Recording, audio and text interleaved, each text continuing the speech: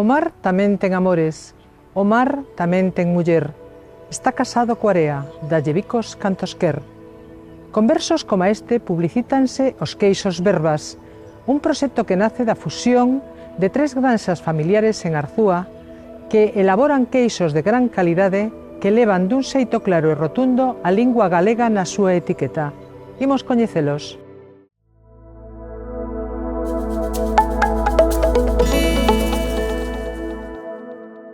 A todos nos dá alegría unha boa comida, un bon produto, non che dá ganas de cantar? E ademais é unha forma tamén que aquí en Galicia pois que levabas, por exemplo, o día da sega, levabas queixo, pan e viño e despois cantabas ou non. Entón un pouco queríamos facer un produto tradicional, volver un pouco o queixo que se facía, que facían nosas nais e nosas aboas, entón era un pouco tamén para, bueno, para volver a esas costumes.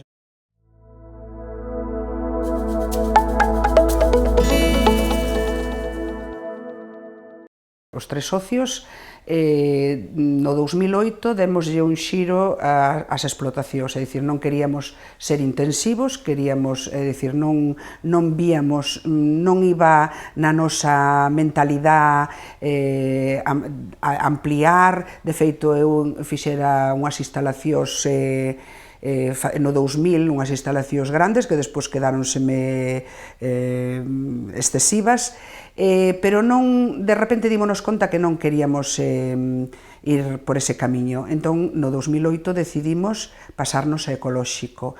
Quixemos aproveitar eso, é dicir, hoxe en día os produtos ecolóxicos, bueno, tamén é unha forma tamén de vendelos.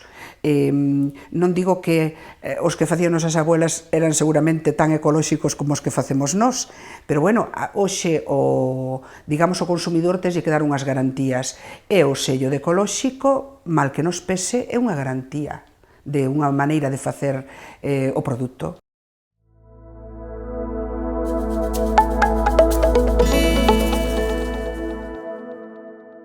Son vacas felices, por suposto. As vacas non naceron para estar nos establos, as vacas naceron para estar pacendo sobre un terreno blando como é o pasto.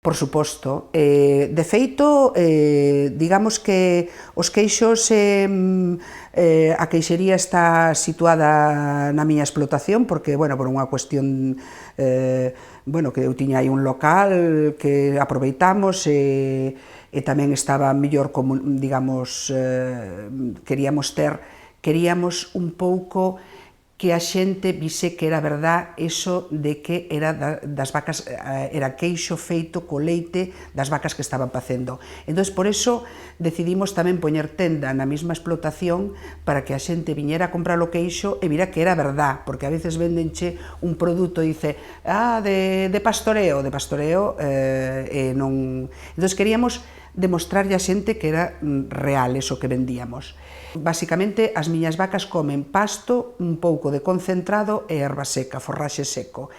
E decidimos, na miña explotación, non utilizar silos, porque os silos sí que daba certo sabor ao queixo, aparte de que nos podían hinchar e podían, bueno, polo tema dos butíricos, debe ser das poucas explotacións que hai sin silo. Normalmente nas explotacións, en ecolóxico que está permitido os silos, é dicir, sempre cando sean silos de agricultura ecolóxica.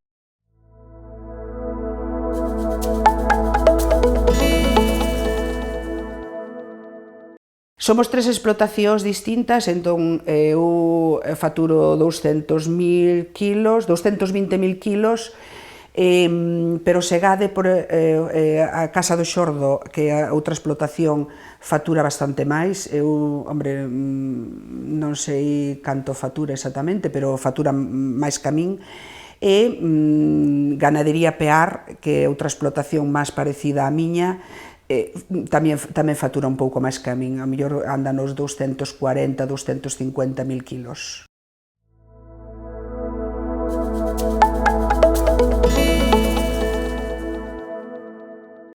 Nos intentamos intervir o menos posible no produto. É dicir, de feito, dixemos como podemos facer para...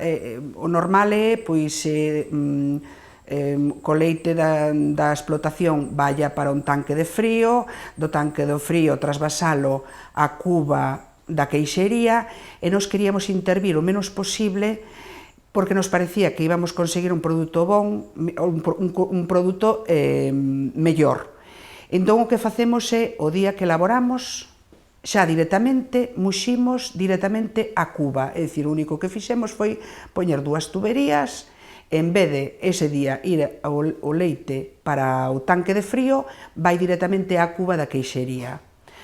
Con eso tan simple, conseguimos menos posibilidade de contaminación, porque menos trasvases, conseguimos tamén que nos chegue xa con unha temperatura de 34 e 35 grados, co cal xa suponos un aforro enerxético, xa non temos que quentar o leite, porque xa é a temperatura que necesitamos para callar. E aforramos tempo, porque, bueno, o tempo que che supón que trasvasar o leite, despois o tempo de quentalo, todo iso é o tempo que tes que estar esperando. Entón, nos decimos, bueno, a ver, se encima de favorecer o noso traballo, encima nos sale un produto mellor, pois, mira, benvido.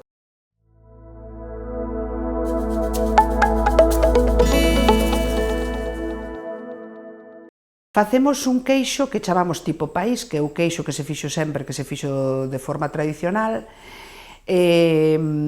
Despois facemos un queixo con unha maduración, damos unha maduración de un mes, intentamos dar, porque, bueno, é verdad que o queixo que sale ao mercado normalmente ten unha maduración máis pequena, nos intentamos que teña polo menos unha maduración de un mes. Que conste que despois hai xente que che pide con menos maduración, é dicir, iso é para gustos. Canta máis maduración, menos acidez, entonces depende do paladar de cada un. E despois facemos outro que lle chamamos valorento, que é un queixo enmoecido, é dicir, con unha maduración máis longa, é un queixo que envolvemos para que desarrolle un penicillium, que cúbrese de penicillium, entón volvese moito máis cremoso por dentro e ten menos acidez, porque é un queixo que despois de que xa está madurado, aínda lle damos outra maduración máis longa. E despois, por último, temos o queixo fresco, é dicir, é o queixo o día que elaboramos, hai xente que ven a buscar o queixo fresco, é un queixo que hai que consumir 3-4 días, porque senón empeza a acidificación, empeza o proceso natural do queixo, que empeza a acidificarse, entón xa colle ese sabor, sabes, un pouco amargo. É un queixo para consumir, queixo, non sei, que nas tendas ves tipo Burgos.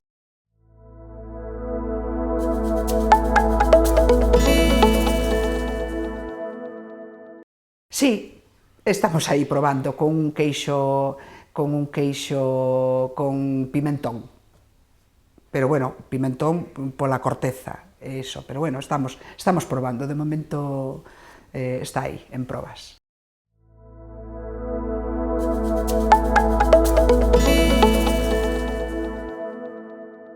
Antes de ter a queixería, pois eu facía a veces o queixo, que facías? Estabas muxindo, collías un caldero de leite, metíalo nunha pota, botabas o callo, é dicir, facíalo como se fixo sempre, botabas o callo, despois cortabas a callada, botabas sal e despois escurríalo, non? En este caso, por exemplo, nos, cando montamos a queixería, contratamos un maestro queixeiro que, digamos, que nos dou uns parámetros. Digamos que facemos o queixo de forma tradicional, un queixo tradicional, pero utilizamos, desde logo, medios que temos agora ao alcance da man, é dicir, tes un medidor de pH, ou tes, sabes, pois miras co termómetro a temperatura, bueno, en ese aspecto, pois, é queixo de autor, porque cada un que faga un queixo é o seu queixo, pero é un queixo como se fixo sempre, non intervindo o menos posible.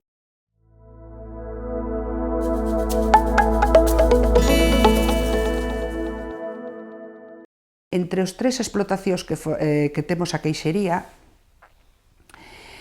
muximos aproximadamente 120 vacas. E xeramos 9 empregos, 8 empregos entre as explotacións e un emprego na queixería. Se vas a calquera explotación por aquí que muxa 120 vacas, xera 2 empregos. É dicir, a diferencia que hai, xa ves. É dicir, quen afianza máis poboación no rural? Por suposto, as explotacións pequenas, non as explotacións grandes.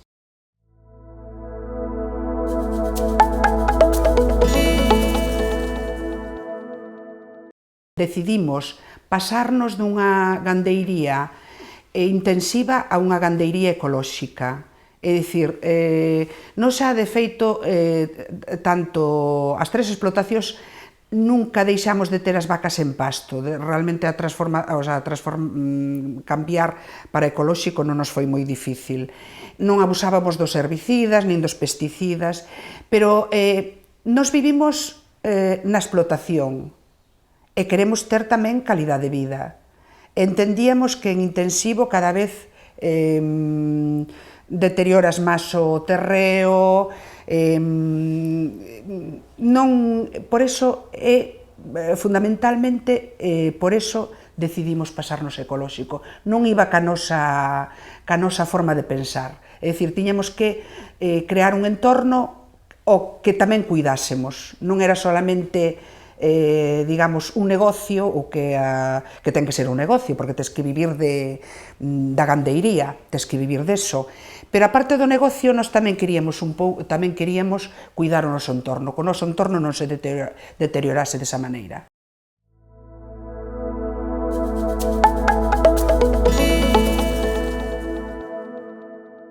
Si, é que de forma de sempre o rural, que non vou a decir que non fose sacrificado, é dicir, eu cando era unha nena o rural era moi difícil, traballábase moito e tampouco se lle sacaba moita rentabilidade, era un traballo duro, pero hoxe en día o rural é totalmente distinto.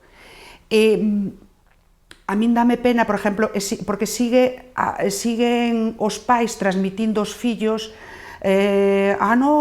buscar traballo fora desto, que isto é moi sacrificado, que isto está sempre, tes que estar todas as horas pendiente, non tes fines de semana. É mentira. Hoxe no rural, nunha explotación, podes ter un horario, debes ter un horario, tes que ter as túas vacacións e tes que ter os teus fines de semana libres. É cuestión de organizarse.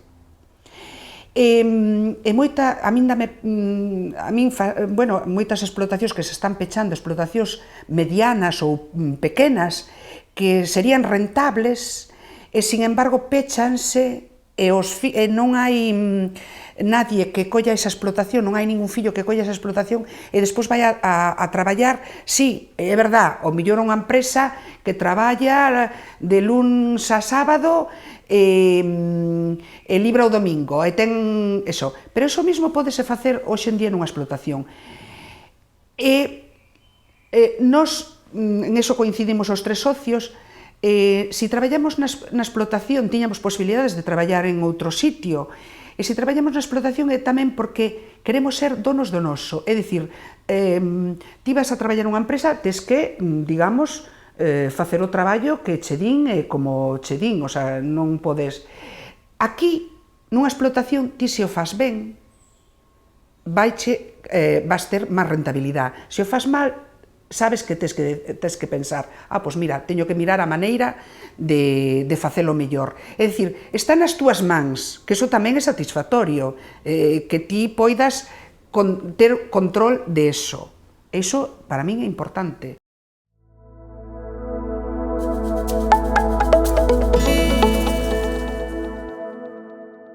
pódese vivir perfectamente do rural. Que pasa? Tamén é verdad que, ao final, porque eu moitas veces cando miras ao final de ano, a rentabilidade e todo eso, os ingresos, eu digo, no, pues mira, engáñaste, digo yo, xestor, isto engáñaste porque eu non teño esos cartos no banco. Claro, é verdad que invertimos, é dicir, pero invertimos en todo, invertimos pois en facer unhas ventanas novas á nosa vivenda, invertimos en comprar unha máquina que nos facilite o traballo, é dicir, é verdad que esos cartos moitas veces invírtelos e non os ves, pero bueno, vai na túa mellora da calidade de vida, na túa calidade de vida.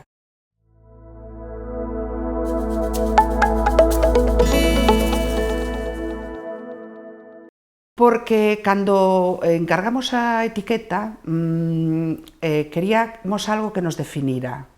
Nos defendemos a lengua galega, para nós é importante, é importante, falamos en galego e é importante a defensa do galego. E entón queríamos unha etiqueta con versos populares, con poesías, con ditos, incluso con ditos galegos e iso. Entonces, somos nacionalistas, entonces é un pouco o motivo da etiqueta. Queríamos que nos reflexara de alguma maneira a maneira que temos nós de pensar.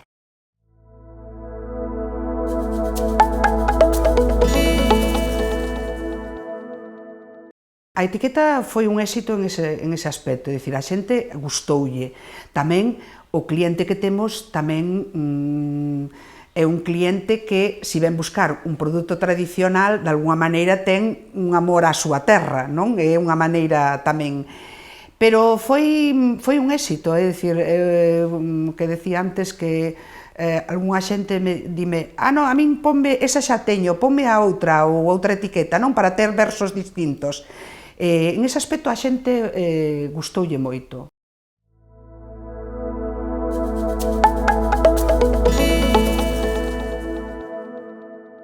Os produtos galegos teñen fama, teñen boa fama. É dicir, ti se vendes un queixo que che din que é galego, eso vende, claro que vende. E a etiqueta, bueno, pois se pos unha etiqueta en galego tamén estás dicindo que é un queixo galego. O sea, de alguna forma, por suposto que vende, por suposto que vende.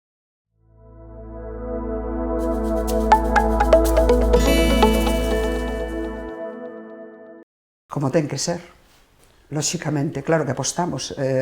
Sigo dicindo que defendemos a nosa lingua, os meus fillos falan en galego, a pesar de estar, é dicir, eles están orgullosos están fora, están orgullosos de que os identifiquen como os galegos. É dicir, é unha maneira tamén que tes de identificarte, non? De onde eres.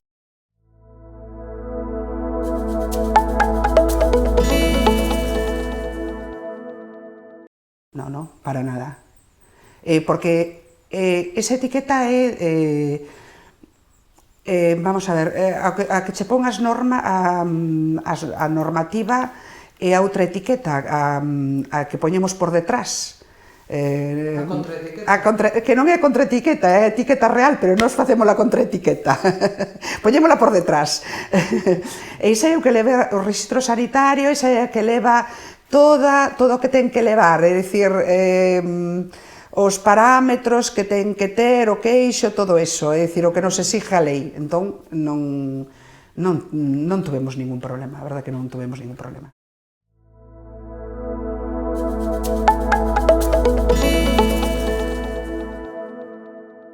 Bueno, iso é que estamos cambiando algo. Estamos valorándonos un pouco máis. Estamos cambiando de alguma maneira eso, non? De non despreciar o noso e se etiquetan en galego, ser conscientes de que necesitamos defender a nosa lingua, non? penso que é unha valoración, non sei a porcentaxe, eu non sei, en ese aspecto non sei as estadísticas, se hai cada vez máis empresas que etiquetan en galego, pero bueno, é positivo, deberían ser todas.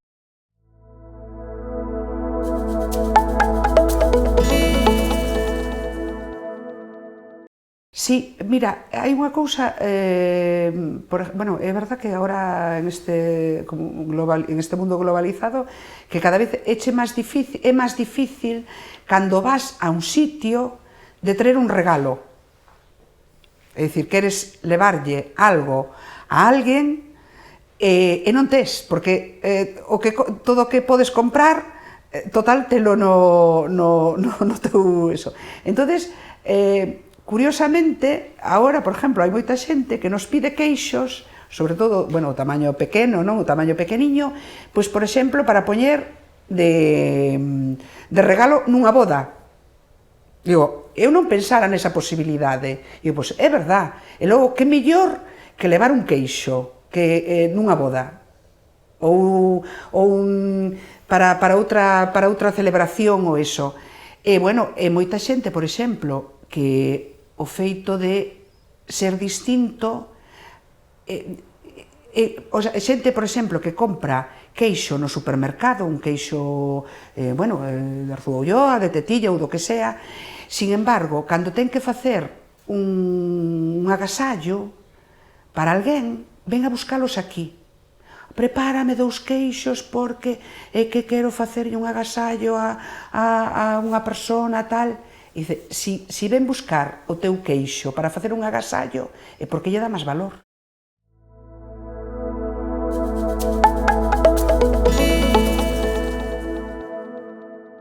Moita xente pensa nos nosos queixos e digo, é que esos son carísimos, claro, porque se miras o prezo, por exemplo, do quilo de queixo, en comparación a outros que hai nos supermercados, pois hai diferencia. Eu digo, non hai tanta diferencia como se pensa, porque é un queixo máis madurado, co cal é un queixo moito máis consistente.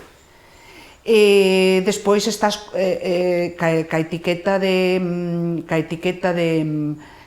ecolóxico, estás de alguma maneira comendo un produto que está garantizado, que non leva pesticidas, vamos, para min de maior calidad, non cabe dúda. E respecto ao sabor, eso, bueno, pois eu diríalle, mira, o noso queixo é como se fixo sempre, se vos gustaba o queixo de antes, pois vai vos gustar este.